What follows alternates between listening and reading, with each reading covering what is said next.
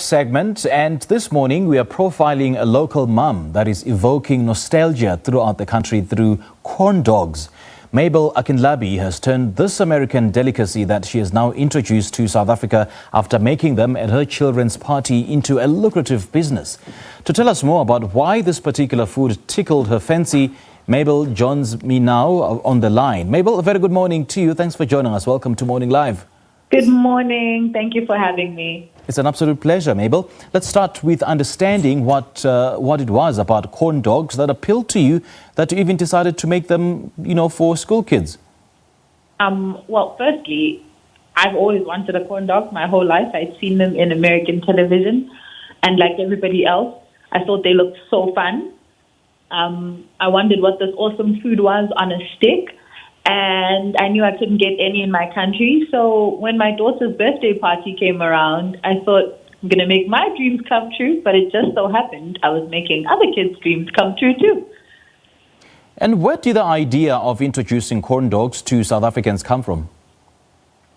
So I believe in life there's a season and a time for everything. And with the world constantly growing, and us having more access to information and just resources than we had before, like I said, was hosting my daughter's birthday party, and she had about 12 friends come over, and she asked me to just make all her favorite foods. So included were some American favorites, pizza, s'mores, and as the evening drew to an end, I thought, what can I do that most people here probably haven't had but have seen? And I knew what was in a corn dog. So I looked around my kitchen. I happened to have kebab sticks, some sausages, flour, eggs, and then I thought, I know corn dogs have corn and yellow maize in them. What can I use? And I was like, cornflakes. So threw that in the blender, made some corn dogs, gave them to the kids, and I asked them, if I made these for your parents to buy you for lunch, would you buy them? And they all said yes. And that was after I got on the internet and I looked for corn dogs near me and nothing appeared. So I saw a gap in the market. I know there are some people out there, when we talk of corn dogs, hot dogs actually come to mind. I mean, for someone who hasn't tasted a corn dog, how would you best describe it? Okay, so corn dogs are amazing, firstly. There's something about eating spherical food on a stick that just brings joy to a person. So a corn dog is a really juicy, it's like a frankfurter on a stick. It's salty and juicy inside, and then it's dipped in batter that's like cake batter, and then that's deep fried. And at the end of it all, you've got a crispy, sweet coating and a delicious, salty, juicy sausage. So the combination in your mouth is just joy. Now that you've described it, I actually have an idea. Yes. Talk to us about the making of these corn dogs, and are you perhaps using the same recipe as the Americans, or you've just decided to add a local twist? We're South African. We've got to add a local twist.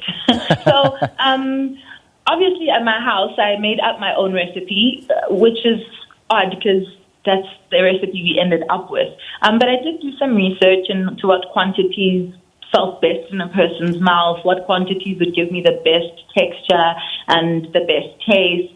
But in our sausage is even with the corn dog, but our sausage is produced just by us. So we came up with the flavors, with the texture, with the length, with the thickness. So it appeals very much to the South African palate.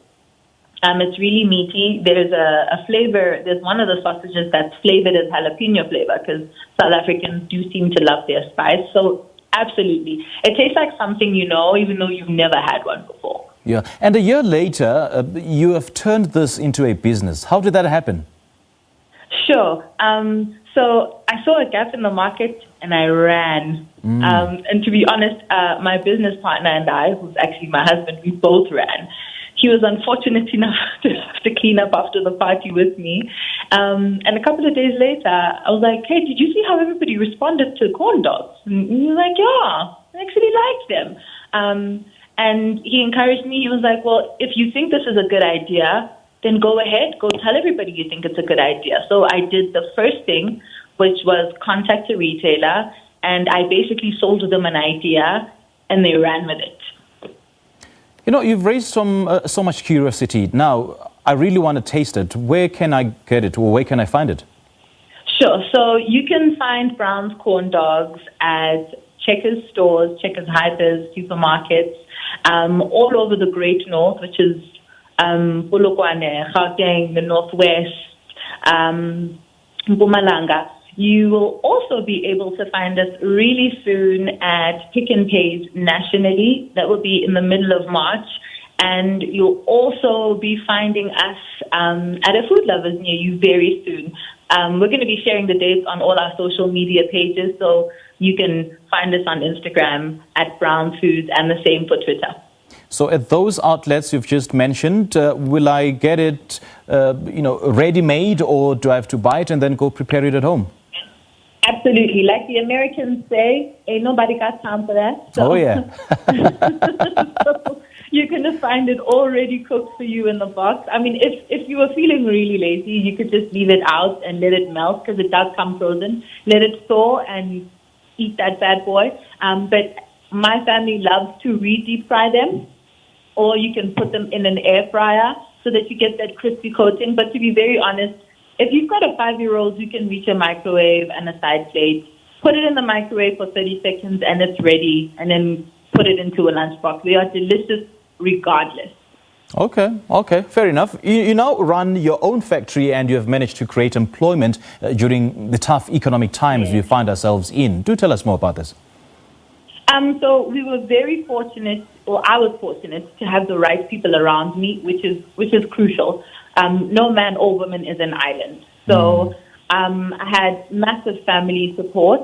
And on top of that, I just figured food is going to be essential until the earth passes away. And coronavirus showed us that. There were so many people panic buying. And the one thing they were panic buying was food and not cars or clothes.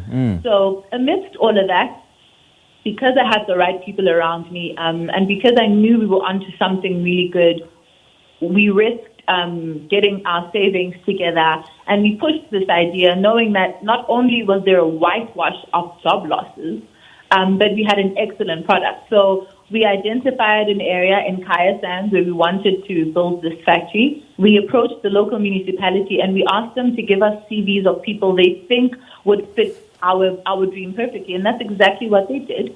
So we got some locals to come work at the factory, and honestly, it has been awesome since then. Wow, Mabel, great chatting to you. Thank you so much for your time. Thank you, Cynthia. Joining us on the line is local cook Mabel Akinlabi, and she's been speaking to us about how she managed to turn making corn dogs for school parties into a sustainable business.